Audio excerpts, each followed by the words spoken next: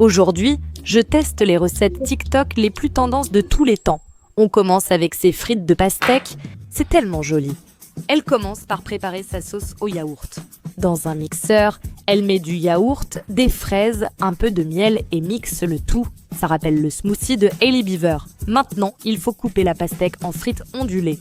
Quelqu'un a dit « Je pensais que ce serait génial si tu mettais la pastèque au congélateur ». Maintenant, avec le couteau ondulé, elle les découpe en forme de frites. La bonne nouvelle, c'est que c'est assez tranchant pour couper facilement. Sauf que le mien n'est pas assez ondulé. Quelqu'un d'autre a dit « C'est joli, mais je sais à 100 millions de pourcents que je ne ferai pas ça ». Honnêtement, je l'avais aussi sauvegardé depuis une éternité et je m'y mets enfin maintenant.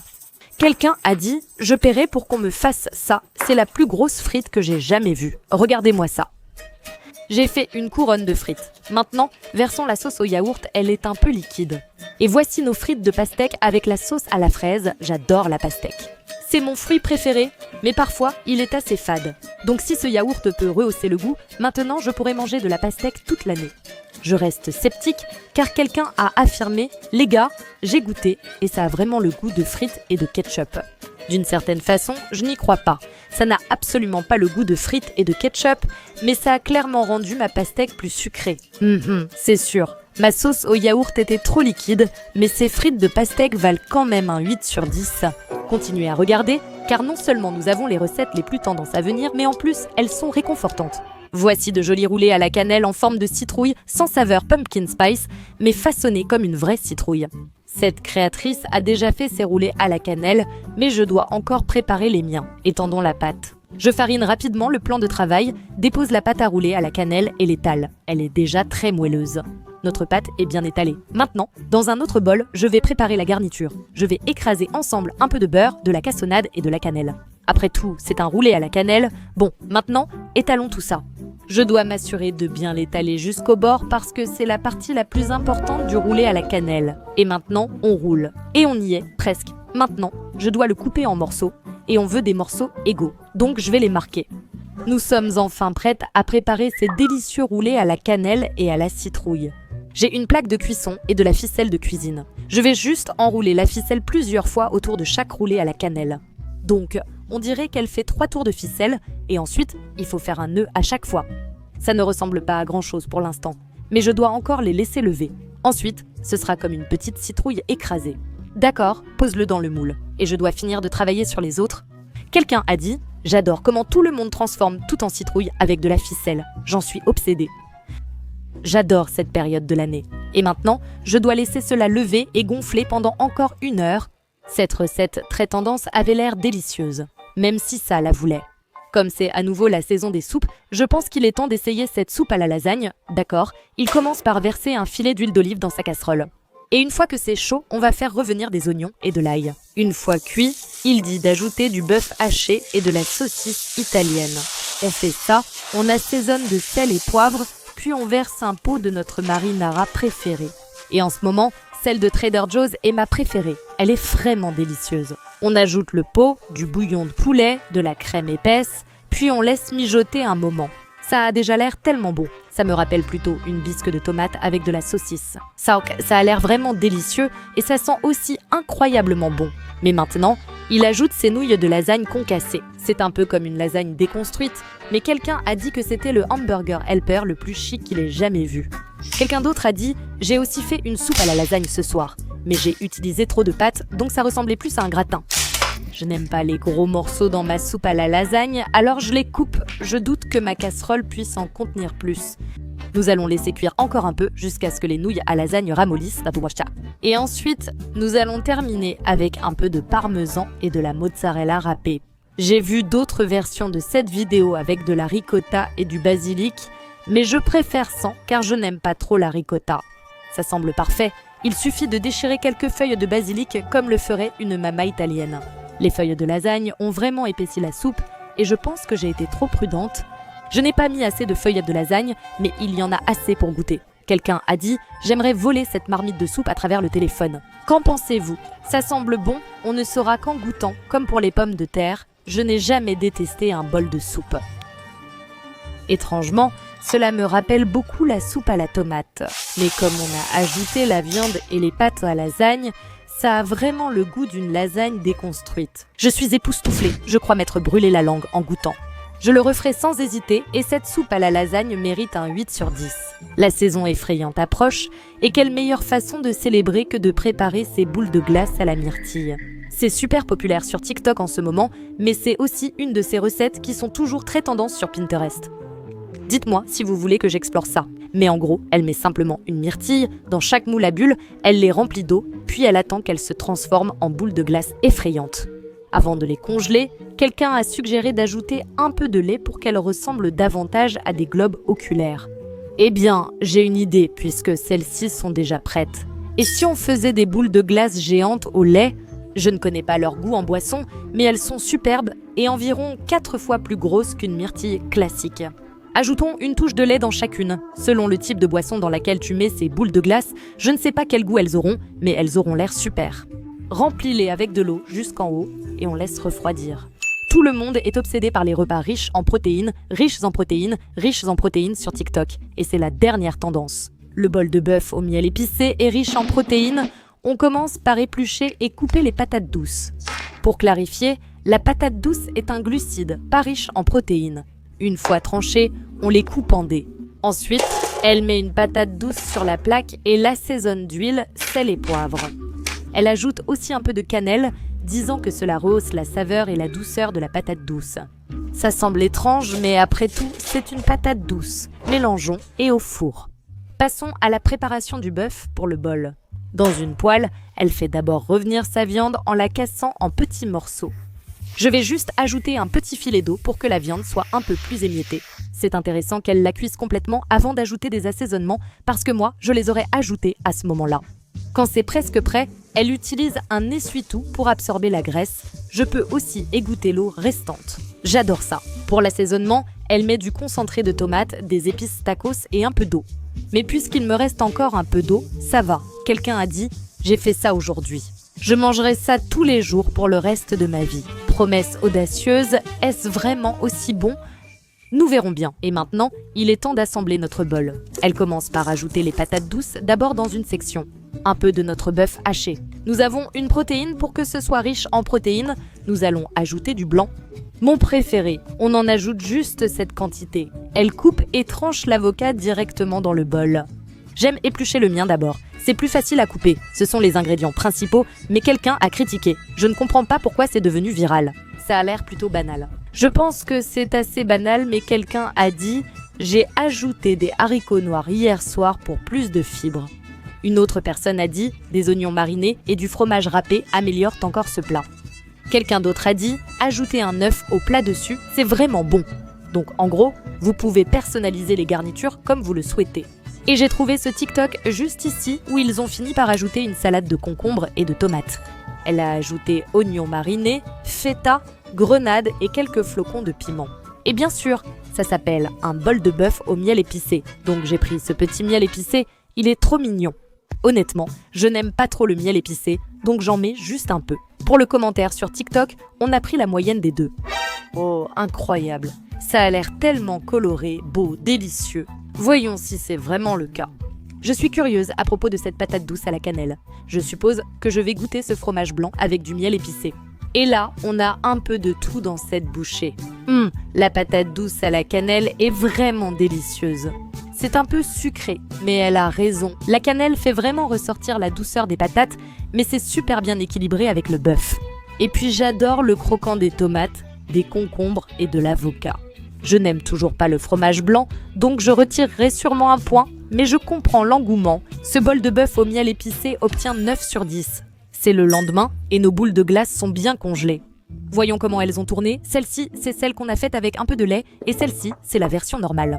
Je vois déjà le lait qui s'échappe du moule et ça a l'air un peu trouble. On dirait que nos boules de glace sont un peu tordues.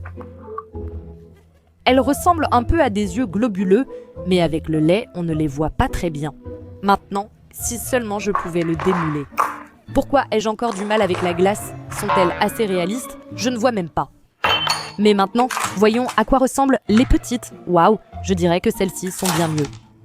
On m'a dit que ma sœur a fait ça l'an dernier pour ses enfants et ils ont eu des hauts le cœur en les voyant. Mais pour vraiment nous mettre dans l'ambiance d'Halloween, j'ai trouvé cette saveur Mountain Dew trolley. C'est des verres gélifiés cerise citron. Et voyons si ça a vraiment le goût de verre gélifié. Effrayant. Oh, maintenant ça ressemble vraiment à des globes oculaires ensanglantés. Ça devrait être 100 fois plus acide. Donc, je vais donner à ce chariot Mountain Dew un 5 sur 10. Mais ces boules de glace, 10 sur 10. Ça fait 1 heure, et nos roulés à la cannelle ont levé et ont gonflé, et ils sont tellement adorables. Ils ressemblent à des petites citrouilles miniatures. Laissez-moi en prendre un pour vous. Boule de pâte citrouille versus mini citrouille, la ressemblance est frappante. Ça va être encore meilleur car on va les cuire. Et maintenant, il y a cette sauce au poulet buffalo que tout le monde préparait pendant un temps. Mais ce créateur ici commence par assaisonner son poulet avec un peu d'assaisonnement cajun. Il a recommandé l'assaisonnement Cajun Snap Yo Mama que tout le monde a adoré mais je n'en ai pas trouvé alors j'en utilise un autre. Un peu de paprika, un peu de poudre de chili et du poivre noir.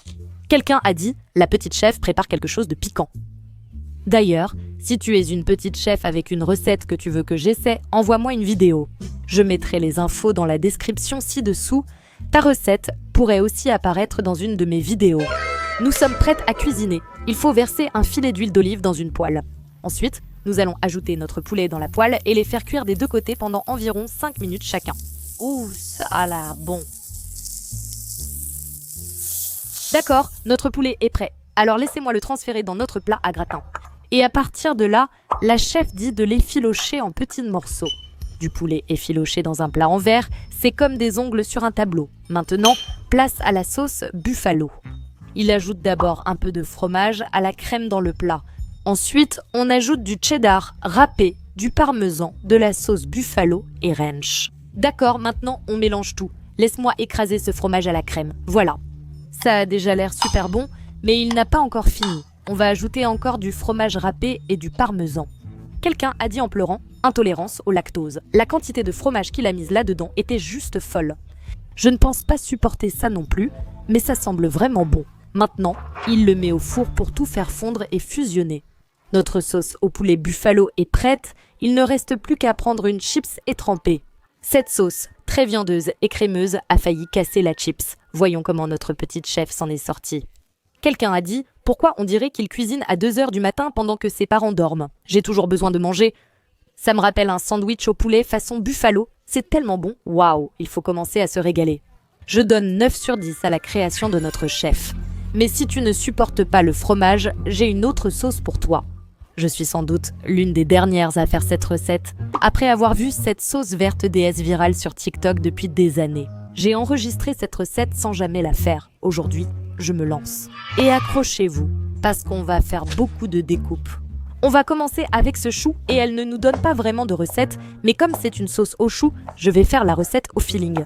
Elle les coupe si petits et fins qu'il m'est impossible d'utiliser un robot culinaire ou un coupe-légumes. C'est comme des petits confettis de choux. Bon, maintenant ça va dans le saladier et on continue à couper les concombres. Si cette recette ne met pas mes compétences au couteau à l'épreuve, je ne sais pas ce qui le fera. Mais quelqu'un a dit « J'allais faire ça ce soir ». Mais les commentaires me font me demander si je vais devoir porter une couche pour dormir. Apparemment, cette recette cause des problèmes de digestion.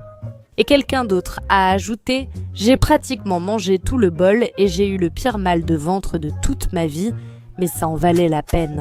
J'espère ne pas avoir mal au ventre et que ce sera bon. Maintenant, on coupe la ciboulette. Pour la sauce, elle met de l'ail, une demi-échalote, du jus de citron vert, de la ciboulette, de l'huile d'olive, un peu de vinaigre de riz et des noix de cajou et noix. N'ayant pas de noix de cajou, je prends des amandes. Une poignée d'épinards, du basilic et de la levure nutritionnelle, un substitut végétalien du parmesan. Un peu de sel, elle mixe. Ça va être acidulé et vraiment bon. Je vais verser la sauce directement sur le chou et mélanger le tout. Quelqu'un s'est plaint du manque de sauce par rapport au chou. J'espère que cette fois, ça suffira. Est-ce que ça va être une déesse verte ou un gobelin vert? Mais allons-y, prenons une chips de tortilla et goûtons comme elle l'a fait. Beaucoup commenteront de cette vidéo, mais quelqu'un a dit « Ceux qui se plaignent n'ont jamais mangé de fibres. Santé ». C'est acidulé, c'est salé, c'est croquant. Étonnamment, je n'ai pas vraiment l'impression de manger du chou. Oh non, je vais donner à cette recette 9 sur 10. Ensuite, nous avons ce thon sur riz croustillant. Et à un moment donné, je le voyais partout, y compris dans les restaurants. Cette recette est sans doute la plus chère que j'ai vue. Vous verrez pourquoi. Il commence avec un paquet de thon importé et ce thon rouge est le meilleur que je puisse trouver. Il le coupe d'abord en petits morceaux. Je trouve que c'est du gâchis de faire du thon épicé avec ce thon. Ce thon mérite d'être dégusté pur, en tranches entières de sashimi. Maintenant, je dois encore le hacher et le couper très finement. Ça a l'air bon. Maintenant, transférons-le dans notre bol. Et maintenant, dans son bol, il ajoute un mélange de tout, de la mayo cupée, de la sriracha, ce qui ressemble à une autre sauce chili. En fait, c'est peut-être du gochujang, du ponzu et de l'huile de sésame. Puis il mélange jusqu'à obtenir une pâte. Oh, je ne savais pas. Plus on écrase, plus c'est crémeux. Je me demandais comment il obtenait une texture aussi fine, puis il ajoute un peu de furikake. Mettons ça au réfrigérateur, il passe maintenant à son riz. Je suis asiatique. J'ai toujours du riz chez moi, mais il l'a juste cuit avec un morceau entier de kombu. Cette algue, je me demande son goût. Maintenant, il ajoute l'assaisonnement pour sushi dans le riz et mélange. Le mélange a changé mon riz blanc en riz brun et je me demande quel sera le goût. Maintenant, il transfère son riz dans un moule et je vais en utiliser un mini parce que pourquoi pas. D'accord. Il compacte bien le riz puis le roule à nouveau. Moi, j'utilise du papier sulfurisé. Ensuite, il utilise un autre moule, le presse dans le riz et le met au réfrigérateur à l'envers. D'accord, notre riz est frais. Démoulons-le, puis il le coupe en rectangle. Je vais tenter d'en faire 6. Je crois que mon couteau doit être mouillé. Maintenant, on donne un bain d'huile chaude à nos briques de riz. Ah. Oh. Ensuite, il met le riz croustillant sur une grille pour l'égoutter. Il l'ouvre, il est moelleux, mais je garde la révélation pour plus tard. Mais quand il a dit épicé, il le pensait vraiment parce que maintenant, on doit couper un piment jalapeno. D'accord, maintenant on va assembler. Il prélève et façonne notre mélange de thon avec un geste de chef, puis il le dépose directement sur le riz. Je ne suis clairement pas assez chef parce que je n'arrive pas à faire ça pas mal. Celui-ci est mieux, on dirait un dirigeable. Alors qu'on pensait avoir fini, quelqu'un lance « Oh, je peux acheter tous les ingrédients ». Ensuite, le gars sort son caviar et ça me fait trop rire, trop chic, il faut que j'essaie. C'est salé et gélatineux, je comprends pourquoi ils aiment. Maintenant, ajoutons-en beaucoup, pas de gaspillage. Ensuite, on ajoute le jalapeno et un peu de furikake. C'est clairement la chose la plus raffinée de cette vidéo. Ce plateau coûtera 5000 $. Il ne me manque qu'une feuille d'or, mais est-ce que je peux le manger en une bouchée ?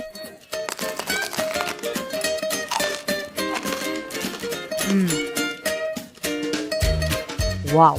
C'est la meilleure chose que j'ai mise dans ma bouche. C'est salé, c'est croustillant. C'est un peu épicé, mais on peut passer outre. Je comprends l'engouement, je comprends l'engouement. Le thon sur riz croustillant mérite 10 sur 10. Et si vous aimez les sushis autant que moi, cliquez sur le bouton j'aime. Nos roulés à la cannelle sont presque prêts. Je dois les laisser refroidir un peu, mais nous allons préparer le glaçage à la citrouille épicée qu'elle verse juste dessus. Très bien. J'ai un bol avec un peu de fromage à la crème ramollie. Maintenant, je vais ajouter un peu de beurre, du sucre glace, un peu de purée de citrouille, bien sûr, et un peu d'épices à la citrouille. Maintenant, il faut tout mélanger. Voici notre glaçage. Transférons-les sur le plateau de présentation. Je dois couper les ficelles. Si je laisse des ficelles, il y aura juste un peu plus de fibres. Je dirais que la ficelle, c'est la partie la plus agaçante à enlever parce qu'elle est vraiment bien coincée dedans. D'une certaine façon, sans la ficelle, il semble moins mignon. Oh, j'espère qu'ils vont rester comme une citrouille. On va y arriver. C'est comme un fil dentaire coincé dans ta dent. Quelqu'un a dit que Cinnabon devrait vendre ça, mais c'est peut-être la raison pour laquelle ils ne le font pas. On s'en sortait si bien jusqu'à présent, on n'a pas encore fini. Maintenant, je dois mettre la tige qui est faite de bâtons de cannelle. Quelqu'un a dit qu'on devrait utiliser ces biscuits purulènes comestibles comme tige. J'essaierai ça la prochaine fois.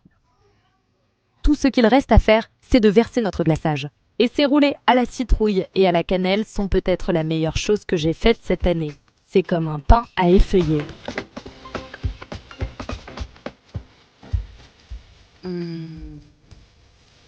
Pas de mots, 10 sur 10. Si tu as aimé cette vidéo, regarde-moi tester le déjeuner de rêve de chaque classe.